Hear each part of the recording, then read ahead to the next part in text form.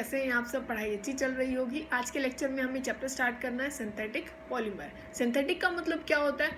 जो कि man made होता है। पॉलीमर का मतलब क्या होता है? पोली होते हैं बच्चों बहुत सारी चीज़ें, ठीक है। मल्टीपल, मर का मतलब होता है यूनिट, मल्टीपल यूनिट तब मिल जाती है तो उसको क्या बोला जाता है? पॉलीमर बोला जाता है। जैसे आपने कॉमनली अपनी डेली लाइफ में एक एग्जाम्पल आप बोलते भी हैं और आप देखते भी हैं। आप बोलते पॉलीथीन, क्या बोलते हैं? पॉलीथीन, ठीक है। यहाँ पे क्या है? आप बोल रहे हैं पॉलीइथीन। पॉली मतलब बहुत सारी, किसकी यूनिट बच्चों? इथीन की यूनिट। तो जैसे तो अपने नेचर में बहुत सारे पॉलीमर्स को हम यूज़ करते हैं जो हमारे सराउंडिंग में डेली लाइफ में हमारे यूज़ में आते ही आते हैं। तो वही हमें इस चैप्टर में पढ़ना है, ठीक है। अब देखो, अपने पास दो तरीके के पॉलीमर होते हैं। एक होता है होमोपॉलीमर। क्या होता है? होमोपॉलीमर। क्या होता है बच्चों? होमोपॉलीमर। दूसरा क्या होता है? कोपॉलीमर। क्या है? कोपॉलीमर।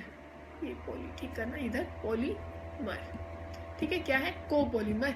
होमो का मतलब होगा जहाँ पे सेम यूनिट यूज होती है। क्या होती है? सेम यूनिट यूज होती है। सेम यूनिट मतलब जैसे अगर आपके पास इथीन है, आपने पॉलीथीन बनाया, पॉलीथीन में सिर्फ इथीन यूनिट यूज होती है, कोई दूसरी तीसरी यूनिट वहाँ पे नहीं आती कि वहाँ पे ना प्रोपेन आया, ना वहाँ पे इथेन आया, ना प्रोपीन आया और कोई दूसरी तीसरी यूनिट नहीं आई, तो उनको क्या बोलते हैं? होमोपॉलीमर। जैसे कि आपके पास इथीन है बच्चों, ठीक है ना, ये इथीन है, ऐसे आप लिखते हैं इथीन को, और तब ये क्या है? मल्टीपल यूनिट इसकी आती है। मल्टीपल कैसे आएंगे भाई? ये फ्री रेडिकल उसमें टूटेगा तो ये कैसे बन जाएगा भाई? ये CH2 है, इसका रेडिकल, फिर यहाँ पे भी क्या बन जाएगा? ये रेडिकल बन जाएगा। फिर एक और इथीन यूनिट आएगी और वो भी ऐसे ही रेडिकल फॉर्म में क्या हो जाएगी? जनरेट हो जाएगी और ये आपस में क्या बना लेंगे? ये बॉन्ड बना लेंगे। और यहाँ भी रेडिकल है तो यहाँ भी ये बॉन्ड बनाने के लिए तैयार है, यहाँ भी रेडिकल है, ये बॉन्ड बनाने के लिए तैयार है। तो हम करते क्या हैं? ऐसे N लगा देते हैं। N मतलब कि ऐसी बहुत सारी यूनिट्स, पॉलीइथीन, बहुत सारी यूनिट ऐसी हो जाएंगी, इसी वजह से इसको पॉलीथीन बोला गया। और क्या है? होमोपॉलीमर, मतलब एक जैसा ही यहाँ पे यूनिट यूज हो रही है, कोई दूसरी यूनिट नहीं आ रही है। और कोपॉलीमर में क्या होता है बच्चों? अलग अलग यूनिट आ जाती है, अलग अलग। जैसे कि आपने सुना होगा नाइलॉन 66। क्या सुना है बच्चों? नाइलॉन 66। इसमें क्या होता है? इसमें अलग अलग यूनिट होती है। किसका एग्जाम्पल है? कोपॉलीमर का। जैसे इसमें एक यूज होता है एडिपिक एसिड। क्या है? एडिपिक एसिड इसमें यूज होता है। क्या यूज होता है? Adipic acid. और एक क्या यूज होता है? हेक्सामिथाइलिन डाइअमीन। हेक्सामिथाइलिन, अब देखो कैसे लिखेंगे? हेक्सामिथाइलिन, हेक्सा मतलब ये 6 हो गए, और डाइअमीन यहाँ भी NH2 लिखेंगे बच्चों, और यहाँ भी क्या लिखेंगे? NH2, ठीक है। एडिपिक एसिड क्या है? देखो 6 मतलब कि दोनों में 6 कार्बन है, तो एडिपिक में भी 6 कार्बन ही होते हैं। तो ये देखो यहाँ पे लिखेंगे 4, और यहाँ देखो एक बार ध्यान से, यहाँ COH और इधर भी क्या जुड़ जाएगा? COOH। यहाँ भी 6 कार्बन है और डाइअमीन था तो NH2, और यहाँ भी 6 कार्बन है तो 4 तो इसके और 2 ये इसके, ठीक है। अब इनको देखो ये कैसे जुड़ते हैं आपस में, ध्यान से देखना है एक बारी। आप पहले एक बार क्या लिखें? एडिपिक एसिड को, एडिपिक एसिड हम ऐसे लिख दें, और यहाँ ये क्या है? CH कितने हैं बच्चों? 4 हैं, और इसको हम ऐसे लिख लेते हैं, इस वाले को, ठीक है। फिर अपने पास क्या है यहाँ पे? इथाइलिन, क्या है ये? Hexa methylene diamine. तो यहाँ पे आप लिखें ये H और ये N, और ये क्या है? C2, इसकी क्या बच्चों? 6, और यहाँ भी क्या है? NH2। तो देखो इसका यहाँ से क्या निकालेंगे हम? H2O, यहाँ से एक H इसका बाहर जाएगा OH, और यहाँ से एक H जाएगा, तो ये देखो कैसी बॉन्डिंग हो गई? ये CO यहाँ पे, और यहाँ पे क्या आ गया? ये N, और एक बच गया H, और ये सब कुछ ऐसे लिख। और यहाँ भी आपको एक H दिखा करके और ऐसे बॉन्डिंग दिखानी है, क्योंकि और उस साइड से भी यूनिट जुड़नी है, और इस साइड भी आपको यही दिखाना है, क्योंकि और यूनिट भी आती जाएंगी। ऐसे दिखाना है, ये CO लगा के, क्योंकि यहाँ से भी पानी निकलेगा, ये दिखाना। और यहाँ पे क्या लगा दोगे? N, कि ऐसी बहुत सारी यूनिट जुड़ती जाएंगी, तब जाके क्या बनता है? नाइलॉन 66। और ये कोपॉलीमर है।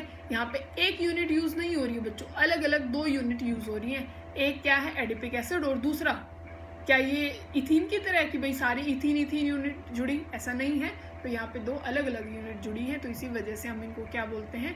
कोपॉलीमर, ठीक है। अब देखो हम ये देखेंगे बच्चों कि जो पॉलीमर्स हैं उनको बनाया कैसे जा सकता है। कैसे फॉर्म किए जा सकते हैं, मैकेनिज्म क्या है। तो सबसे हम पहले जो मेथड पढ़ रहे हैं वो कौन सा पढ़ रहे हैं, addition method, addition chain growth method. दूसरा हम पढ़ेंगे कंडेंसेशन मेथड। तो पहला क्या पढ़ रहे हैं हम, एडिशन मेथड, जिसको चेन ग्रोथ पॉलीमराइजेशन भी बोला जाता है। तो अब देखो पहला स्टेप रहता है बच्चों इनिशिएशन। तो इनिशिएशन क्योंकि हम रेडिकल मैकेनिज्म से करेंगे, तो रेडिकल मैकेनिज्म से जो रेडिकल को जनरेट करेगा, जो इनिशिएट करेगा, वो भी तो होने चाहिए। तो उसके लिए हमारे पास कुछ इनिशिएटर्स होते हैं और वो ज़्यादातर परऑक्साइड होते हैं। क्या होते हैं, परऑक्साइड होते हैं। तो पहला क्या है, बेंजोइल परऑक्साइड। अब देखो कैसे लिखते हैं उसको, ध्यान से लिखना, C6, ये C6 है, H5 और ये है CO और यहाँ भी ऑक्सीजन, परऑक्साइड है तो ऐसे ही बनेगा। और यहाँ भी क्या आएगा बच्चों, O और यहाँ क्या है C6H5, बेंजोइल परऑक्साइड। ठीक है। अब दूसरा देखो उसमें कौन आता है, अब दूसरा देखिए उसमें क्या आएगा, टर्शरी ब्यूटाइल परऑक्साइड। वो कैसे बनाओगे, अब देखो ये सारी जगह Me मतलब ये सारे CH3 हैं और परऑक्साइड है, तो परऑक्साइड में ये यूनिट तो होनी बहुत ज़रूरी है क्योंकि यही बॉन्ड तो क्या होता है बच्चों, परऑक्साइड का। तो ये भी यहाँ Me लिख देना सारी जगह। ठीक है। अब एक होता है बच्चों जो तीसरा है एजो मतलब ये बॉन्ड होता है जो नाइट्रोजन के बीच का जो डबल बॉन्ड होता है उसको बोलते हैं एजो। ठीक है। अब इसमें क्या है, एजो आइसोब्यूटाइल नाइट्राइल। अब देखो ये बॉन्डिंग तो ज़रूरी है, एजो लगाया है तो ये तो आएगा ही। आइसोब्यूटाइल नाइट्राइल, ब्यूटाइल ऐसे ये एक ये दो और नाइट्राइल है तो बच्चों यहाँ CN आएगा, सेम यूनिट यहाँ पे लगा दो। ठीक है ना, ऐसे CN लगाना यहाँ पे भी। ये हैं सारे CH3, समझ गए। तो ये क्या है, चेन इनिशिएटर्स हैं जो कि रेडिकल को इनिशिएट करेंगे। अब देखो ये कैसे इनिशिएट करेंगे, पहला स्टेप इनिशिएशन का कैसे करने वाले हैं। बेंजोइल परऑक्साइड का अपन एग्जांपल ले रहे हैं। तो अब देखिए अपने पास है ये C6H5। अब देखो ये होता क्यों है ये भी आपको पता लग जाएगा। इनको थोड़ी सी भी जो एनर्जी है वो मिलती है और ये बॉन्ड जो है वो ब्रेक डाउन हो जाता है। ये C6H5 है। अब ये जो बॉन्ड है वो रेडिकल फॉर्म में ये ब्रेक डाउन हुआ। अब रेडिकल इसका क्या है कि भाई एक इलेक्ट्रॉन इसके पास एक बराबरी का हिस्सा बना है। भाई पार्टनरशिप थी, 50 तेरे थे 50 मेरे थे, तू अपने ले जा मैं अपने ले जाता हूँ, ये वाली बात हो जाती है। अब यहाँ पे क्या आ जाएगा, ये CO और ये O रेडिकल और दो मॉलिक्यूल ऐसे बन जाएंगे, ये C6H5 और ये। ठीक है, ये चीज़ बन गई। ऐसे दो मॉलिक्यूल हैं क्योंकि एक इस साइड वाला हिस्सा भी तो है ना। अब देखो अब ये वाला बॉन्ड भी ऐसे ही ब्रेक डाउन होगा बराबरी के हिस्से में। तो अब ये क्या बन गया, C6H5 और ये बना रेडिकल और साथ में यहाँ पे अब देखो ये क्या बना है, CO तो ऐसे ही है, कार्बन के ऊपर रेडिकल आया, ऑक्सीजन के ऊपर पहले ही था, तो दो इलेक्ट्रॉन से एक बॉन्ड बनता है, दो इलेक्ट्रॉन से एक बॉन्ड बनता है। तो अब ये क्या है, ये CO2 बाहर चली जाएगी। इतनी बात समझ में आ गई। अब नेक्स्ट देखना, अभी अपने पास बचा आया क्या बच्चों, अपने पास ये चीज़ बच गई है C6H5, ये रेडिकल, CO2 बाहर चला गया। अब हम इथीन का ये एग्जाम्पल ले रहे हैं, किस चीज़ का, इथीन का। इथीन अपने पास ये होती है, ठीक है, इनिशिएशन में ही चल रहे हैं अभी तो। ठीक है, अब देखो ये रेडिकल है, तो रेडिकल क्या करेगा, जैसे ही इसके पास आता है, क्योंकि रेडिकल को रेडिकल ही चाहिए जुड़ने के लिए, रेडिकल के पास एक इलेक्ट्रॉन है और बॉन्ड बनाने के लिए दो इलेक्ट्रॉन चाहिए, तो यहाँ से भी तो एक ही मांगेगा ना ये, तो ये बॉन्ड भी ऐसे ही ब्रेक डाउन हो जाएगा। अब सारे बॉन्ड ऐसे ही ब्रेक डाउन होंगे, जैसे रेडिकल बनता है तो और भी क्या बनते हैं, रेडिकल ही बनते हैं। तो अब ये देखो, अब ये क्या बन गया, ये बन गया CH2 और ये सिंगल बॉन्ड, यहाँ भी रेडिकल आ गया और यहाँ भी रेडिकल आया, तो उससे बॉन्ड बना लिया C6H5 ने। ठीक है, अब ये रेडिकल है तो ये भी किसी और से बॉन्डिंग करना चाहेगा, और से कैसे करेगा भाई, और को भी पकड़ के लाएगा ये, क्योंकि इस सॉल्यूशन में बहुत सारी इथीन यूनिट होंगी, तो ये भी ऐसे ही, जो ये बॉन्ड था ये भी ऐसे ही ब्रेक डाउन होगा, यहाँ भी रेडिकल, ये भी रेडिकल, इस रेडिकल ने बॉन्ड बना लिया, तो ऐसे ही ये चीज़ चलती जाएगी। ये जो हमने पहला स्टेप किया, ये जो हुआ है कि भाई ये ब्रेक डाउन हुआ, इसको बोलते हैं हम बच्चों कम्प्लीटली इनिशिएशन, इनिशिएट हो गया है रेडिकल। अब जो ये करते जा रहे हैं ना कि और इथीन यूनिट जोड़ दी, इसको बोलते हैं प्रोपेगेशन। क्या बोलते हैं बच्चों, प्रोपेगेट हो रही है यूनिट। अब जो यूनिट है वो लंबी होती जा रही है, एक एक यूनिट जुड़ती जाएगी, चेन लंबी होती जाएगी, इसी वजह से चेन ग्रोथ पॉलीमराइजेशन हम बोल रहे हैं। तो यहाँ पे N लगा दो अब, क्योंकि यहाँ पे बॉन्ड तो बन गया ना, अब इस रेडिकल को ख़त्म करो, बॉन्ड तो बना लिया, अब लगा देते N।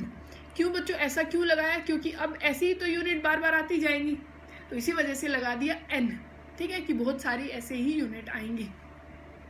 अब तीसरा स्टेप अपने पास क्या है, एक बार यहाँ पे थोड़ी जगह बना लेते हैं। तीसरे स्टेप में बच्चों हमें क्या करना है, हमें करना है यहाँ पे अब इसको एंड करना है, मतलब इसकी टर्मिनेशन करनी है। इनिशिएशन हो गया, प्रोपेगेशन हो गया, अब क्या करना है, टर्मिनेशन। अब टर्मिनेट करने की सोचो, कैसे टर्मिनेट कर सकते हो। अब देखो आपके पास कुछ ऐसा आया है, आपके पास ये है, शॉर्ट फॉर्म में लिख देते हैं थोड़ा थोड़ा कि यहाँ पे ये CH2 है, यहाँ भी CH2 है और ये N में है। हमने लिख दिया कि बहुत सारी ऐसी यूनिट आएंगी और ये यहाँ पे रेडिकल है। अपने को इस रेडिकल को टर्मिनेट कराना है, तो एक ऐसी यूनिट और मान सकते हो, ठीक है, एक ऐसी यूनिट और मान सकते हो कि भाई, क्योंकि ऐसी हो सकता है और कहीं भी ऐसी चेन स्टार्ट हो रखी हो, ठीक है।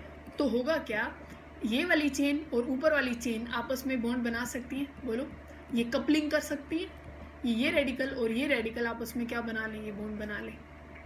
क्या अब और कहीं रेडिकल बचा, कहीं भी नहीं बचा ना, तो इसको बोलते हैं बच्चों कपलिंग। तो टर्मिनेशन हो सकती है किसकी वजह से, कपलिंग की वजह से टर्मिनेशन हो सकती है। तो ये तो पहला रीज़न रहा कि टर्मिनेशन कैसे हो।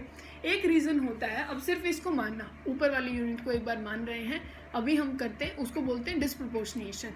क्या बोलते हैं, डिस्प्रपोर्शनेशन। अब यहाँ पे क्या करना है कि यहाँ देखो बच्चों क्या होगा, अब यहाँ क्या था, रेडिकल तो था ही। अब क्या हम ये करा सकते हैं, हमें जो दूसरा मेथड है टर्मिनेशन का, उसको बोलते हैं डिस्प्रपोर्शनेशन, कि यहाँ से एक हाइड्रोजन को रिमूव करा दें। किसको, एक हाइड्रोजन यहाँ से जाए रेडिकल फॉर्म में, ठीक है, एक हाइड्रोजन को यहाँ से रिमूव करा दीजिए और यहाँ पे क्या बच जाएगा, एक रेडिकल आएगा, इस H को यहाँ से निकाल दीजिए और ये रेडिकल यहाँ पे क्या बना लेंगे, डबल बॉन्ड। क्या यहाँ टर्मिनेशन हुई कि नहीं हुई, टर्मिनेशन हो गई, ठीक है ना। तो ऐसे भी हम क्या करा, इस प्रोसेस को क्या बोलते हैं, जहाँ पे लॉस ऑफ हाइड्रोजन होता है उसको बोलते हैं डिस्प्रपोर्शनेशन, ठीक है, डिस्प्रपोर्शनेट हुआ है। या फिर क्या हो सकता है, ऐसे ही मानो, ठीक है, इस चीज़ को ऐसे ही मानना कि ये जो हमने लगा रखे हैं भाई रेडिकल है यहाँ पे, और यहाँ पे अब क्या हो कि जो अपने पास जो भी मोनोमर होता है उसके पास कई बार जो एक्स्ट्रा मटेरियल मतलब कि इम्प्योरिटीज़ फॉर्म में प्रेजेंट होती है, ठीक है, उसको कैसे लिखा जाता है रिएक्शंस में, ASH फॉर्म में लिखा जाता है। तो इसका मतलब क्या है कि भाई ये जो H है ना यहाँ पे, ये यहाँ दे दिया जाए रेडिकल फॉर्म में। ये भी बॉन्ड कैसे ब्रेक डाउन होगा, रेडिकल फॉर्म में, और यहाँ पे ये इसके साथ अटैच हो जाएगा, किसमें, ऐसे रेडिकल और रेडिकल बॉन्ड बना लेंगे, तो लास्ट में क्या आ जाएगा, CH3। तो ये बॉन्ड भी क्या हो गया, ब्लॉक हो गया। तो 3 तरीके हैं अपने पास क्या करने के, टर्मिनेट करने के। या तो अपन क्या कर सकते हैं, या तो कपलिंग कर सकते हैं, या डिस्प्रपोर्शनेशन कर सकते हैं, या फिर जो एक तीसरा जिसको चेन ट्रांसफर रिडक्शन बोलते हैं। क्या बोलते हैं, चेन ट्रांसफर रिडक्शन, क्योंकि यहाँ पे हाइड्रोजन हमने दिया है ना, तो इसी वजह से चेन ट्रांसफर रिडक्शन बोला जाता है, ठीक।